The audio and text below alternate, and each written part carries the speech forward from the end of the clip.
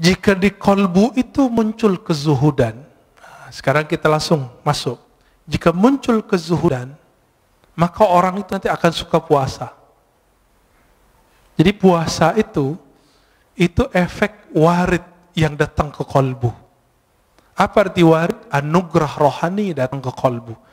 Zuhud itu nikmat yang lebih besar dari dunia dan seisinya. Orang kalau sudah masuk zuhud ke kolbunya, hidupnya kenyang. Nggak ada keluh kesah, kebahagiaan itu ada meskipun dunia tidak di tangannya. Tapi orang-orang zuhud bukan berarti dia orang miskin.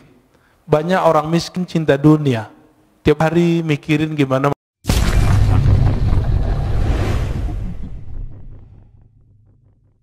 Jika di kolbu itu muncul kezuhudan, sekarang kita langsung masuk. Jika muncul kezuhudan, maka orang itu nanti akan suka puasa. Jadi puasa itu efek warid yang datang ke kolbu. Apa arti warid? Anugerah rohani datang ke kolbu. Zuhud itu nikmat yang lebih besar dari dunia dan seisinya. Orang kalau sudah masuk zuhud ke kolbunya, hidupnya kenyang. Nggak ada keluh kesah, kebahagiaan itu ada meskipun dunia tidak di tangannya. Tapi orang-orang zuhud bukan berarti dia orang miskin. Banyak orang miskin cinta dunia. Tiap hari mikirin gimana makan. Berarti dia belum zuhud. Jadi rugi dua kali, udah miskin nggak zuhud. Orang kaya itu paling bisa zuhud karena dunia sudah di tangan. Tapi kalau kolbunya tidak dapat zikir kolbu, jadi kolbu itu punya zikir. Zikir lidah la ilaha illallah, subhanallah. Zikir kolbu Allah, hu, hay, qayyum. Asmaul husna itu zikir kolbu.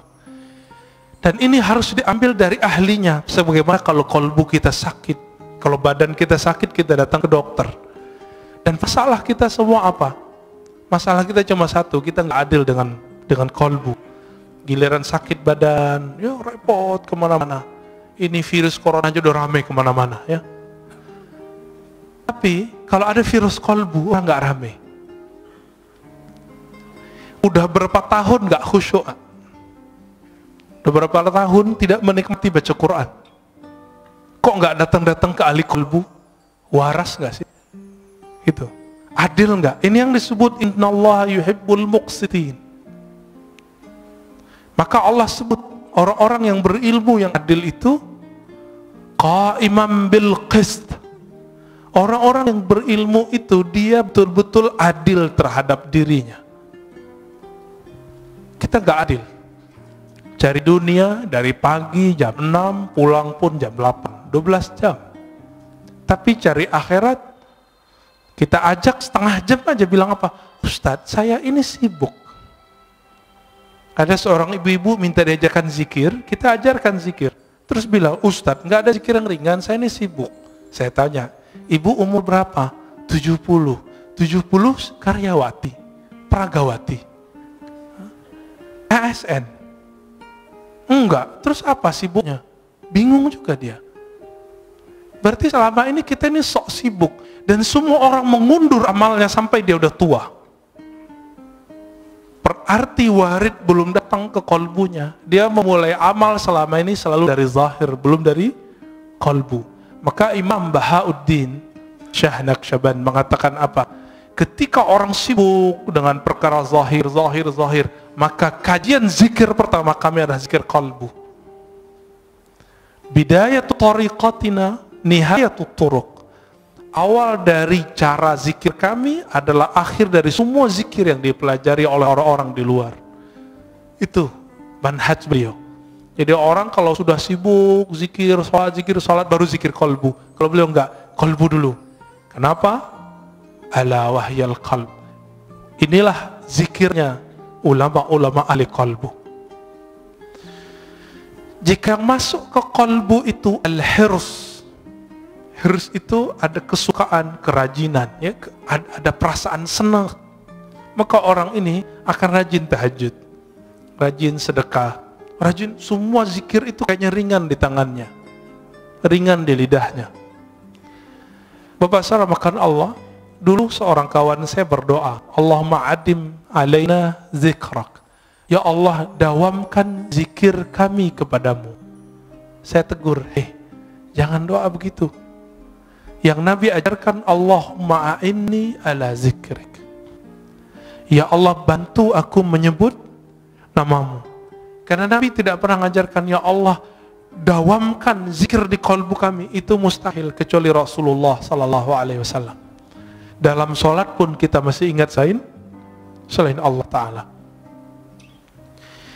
Jika yang datang di kalbu itu syauq, rasa rindu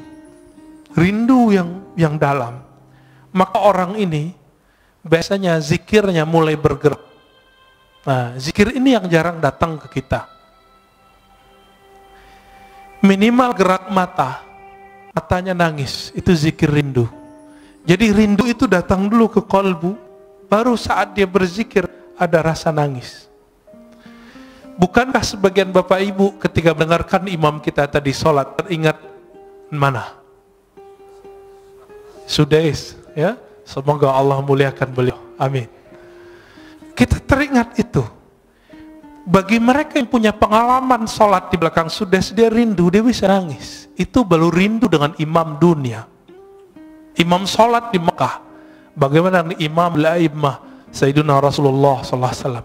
Maka orang ini saat mengatakan Allahumma salli ala Sayyidina Muhammad, air matanya pasti mengalir. Itu yang disebut dalam syair-syair Hisan bin Sabit, kullul qulub, semua kalbu itu rindu kepada Nabi. Tapi bukti rindu itu hanya satu, dumu'ul ain. Ketika air mata itu berkaca-kaca, air mata itu mengalir. Atas dasar itulah ulama kita punya majelis khusus, namanya majelis sholawat, karena itu majelis kerinduan. Imam Ibn Arabi yang disesatkan orang di zamannya, dia jauh dari semua kesesatan itu, karena beliau ahli hadis. Saya S1 meneliti beliau. Ibn Arabi menulis kitab Tarjumanul Ashwaq. Sebelumnya beliau seorang ahli hadis, meriwayatkan hadis dengan sanadnya sendiri sampai ke Rasulullah. Berguru kepada Imam Bukhari di zamannya, namanya Ibnu Asakir, dan Imam Muslim di zamannya, yaitu Imam As-Silafi. Imam Ibn Arabi menulis Tarjumanul Ashwaq, terjemahan para perindu, kalbu yang merindu. Dan salah satunya di situ ada kerinduan kepada Rasulullah Sallallahu Alaihi Wasallam. Orang yang rindu kepada Rasulullah pasti dia rindu kepada orang yang membuat dia rindu kepada Rasulullah. Siapa yang mengajarkan kita rindu kepada Rasulullah? Guru-guru kita. Guru-guru ini yang mengajarkan rindu. Maka rindu kepada Rasulullah itu bersanad. Ini yang Nabi katakan, tuba liman ra'ani wa amana bi. Tuba liman ra'ani wa liman ra'aman ra'ani. Beruntung orang yang memandangku. Kalau nggak ketemu aku, dia ketemu murid-muridku atau murid dari muridku. Ini yang disebut tuba. Bagaimana Bilal ibn Rabah ketika Omar datang ke Damaskus, Bilal dipanggil. Wahai Bilal, kami rindu Rasulullah. Apa kata Bilal? Lalu apa yang harus kau lakukan? Kata Omar, tolong engkau azan, ingatkan kami kepada azannya di zaman Rasulullah SAW. Lalu dia azan. Setelah sekian lama Rasulullah wafat, dia nggak mau azan. Kenapa? Setiap kali dia azan dia bisa pingsan. Itulah rindunya seseorang perindu. Dia bergerak, badannya bergetar ketika rindu. Kalau dia kuat, dia bisa terus. Jika tidak, dia pingsan. Dan Bilal bin Rabah sampai di asyhadu an la ilaha illallah, sampai di asyhadu anna Muhammadar Rasulullah. Ketika sampai di bagian itu, dia tidak sanggup lagi menahan tangisnya. Dia berhenti, tersenduh-senduh, baru dia lanjutkan. Bahkan di riwayat lain beliau pingsan. Itulah para perindu. Makanya zikirnya para perindu itu ada 3. Jika di mata dia menangis, jika di tubuh dia bergerak, jika tidak kuat maka dia pingsan. Inilah zikir-zikirnya qalbu. Karena sebab syauq datang, rasa rindu itu datang. Dan rindu itu sumbernya satu, al-mahabbah, rasa cinta kepada Allah dan Rasulullah. Bapak saudara makan Allah, terkadang kalau orang rindu itu gombal, benar nggak? Kalimat-kalimatnya aneh-aneh. Dalam ilmu zikir, ilmu qalbu disebut dengan syatahat. Apa arti syatahat?